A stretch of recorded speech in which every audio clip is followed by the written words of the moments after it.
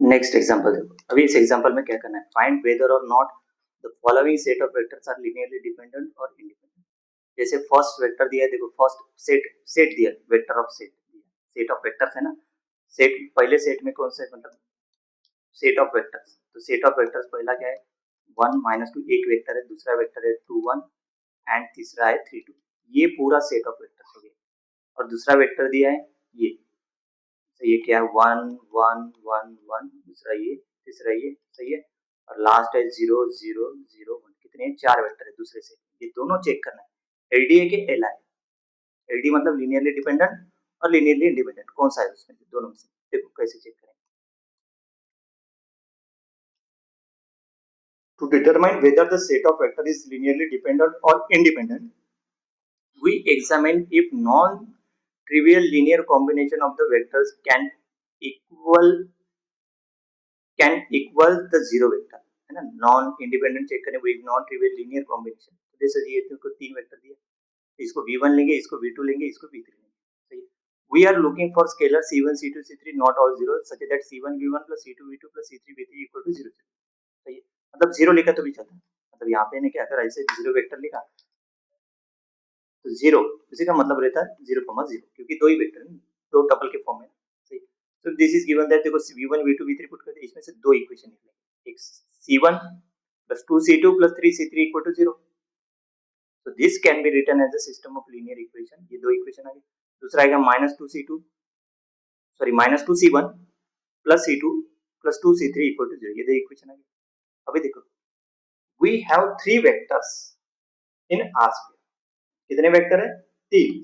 The fundamental property of the vector space that any set of n vector in R to the power m is linearly dependent if n is greater than m, in this case n equal to 3 और m equal to 2, in this case n equal to n vector है ना, n vector मतलब 3 vector है, और वो tuple के ना, मतलब टपल जो है ये 1, 2, ये कितने, दो टपल है, मतलब m equal to 2 है ना, आर स्क्वायर में ना, क्योंकि ये आर स्क्वायर एक्स वाई के फॉर्म में, मतलब आर स्क्वायर है, तो यहाँ पे जो डायमेंशन है मतलब इसकी आर स्क्वायर, ये पावर आर स्क्वायर, तो वो जो है वो क्या है m इक्वल टू 2, और वेक्टर कितने हैं 3, तो सिंस 3 इज ग्रेटर देन 2 मतलब the vector must be linearly dependent, ऐसे वेक्टर क्या रहेंगे, मस्ट बी लीनियरली डिपेंडेंट।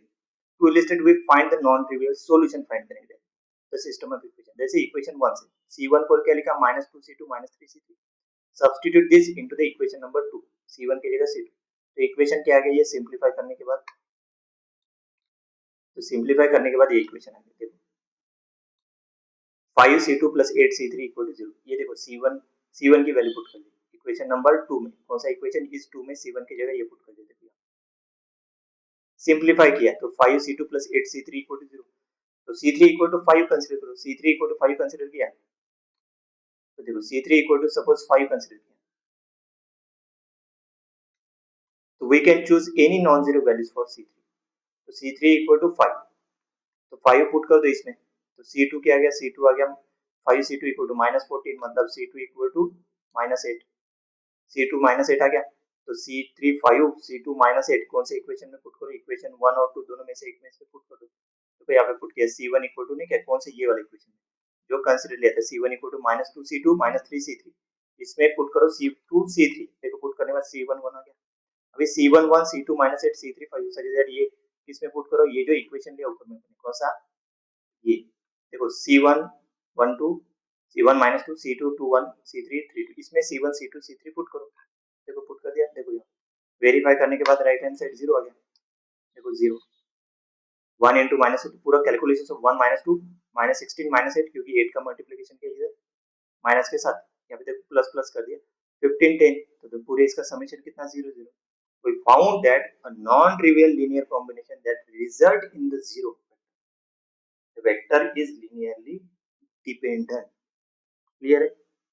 अभी सेकंड के लिए इसमें वेक्टर कितने हैं, बिल्कुल यही से क्लियर हो जाएगा, मतलब तो लिखने का तरीका है, यहाँ पे वेक्टर कितने 1 2 3 4, चार वेक्टर है, और डबल कितने 1 2 3 4, मतलब ये एल आई रहने की पॉसिबिलिटी ज्यादा है, लेकिन डायरेक्टली एल आई मत लिख देना, अगर यहाँ पे तीन टपल रहते तो एलडी तो हमें रह गई, वो चेक करने की आगे जरूरत नहीं, मतलब तीन ही टपल रहते, लेकिन इसमें चार टपल है और चार वेक्टर है, तो चेक करने की जरूरत पड़ेगी, ठीक है। देखो let the vector v1 v2 v3 v4, इसको लिया v1 v2 v3 v4.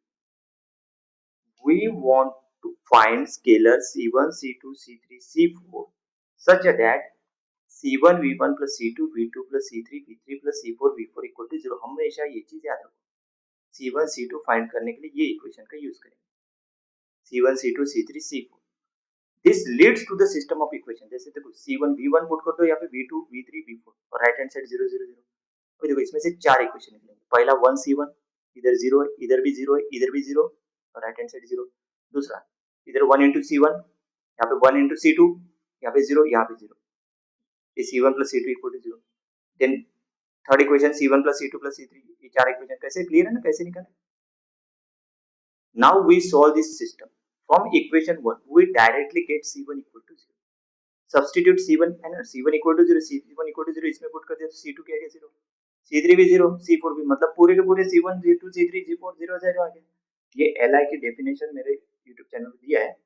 तो since the only solution is c1 c2 c3, पूरे के पूरे अगर कोएफिशिएंट स्केलर अगर 0 आते हैं, मतलब ये जो इक्वेशन अपन ने लिया c1 v1 plus c2 v2 plus c3 v3 c4 v4 equal to 0 लेने के बाद all scalar c1 c2 c3 c4 are 0, then the given system is li, मतलब linearly independent. देखो 0, the vectors are linearly independent. अभी alternative shortcut है, जो ये लिखा है ना अपन, ये जो वेक्टर है ना, ये कॉलम के फॉर्म में. देखो एक कॉलम के फॉर्म में, कॉलम के फॉर्म मतलब ऐसे लिखा तो भी चलेगा, उसका ट्रांसपोज लेना 1 1. अभी इसका डिटरमिनेंट डायरेक्टली क्या होता है, डायगोनली 1 1 1 है पूरा. तो इसका this is upper triangular matrix. The determinant of upper triangular matrix रहता है product of its diagonal element, मतलब इसका डिटरमिनेंट क्या है 1. डिटरमिनेंट नॉन जीरो मतलब एल आई. अगर डिटरमिनेंट नॉन जीरो आता है मैट्रिक्स का, तो वो जो वेक्टर है जो अपन मैट्रिक्स के फॉर्म में लिखे, वो वेक्टर्स क्या रहेंगे, the vectors are linearly independent. मतलब पहला क्या है, लिनियरली डिपेंडेंट है, पहला एग्जांपल है ना. फर्स्ट क्या है, यहाँ पे फर्स्ट जो है वो क्या है, एल डी लिनियरली डिपेंडेंट, और दूसरा एल आई लिनियरली इंडिपेंडेंट.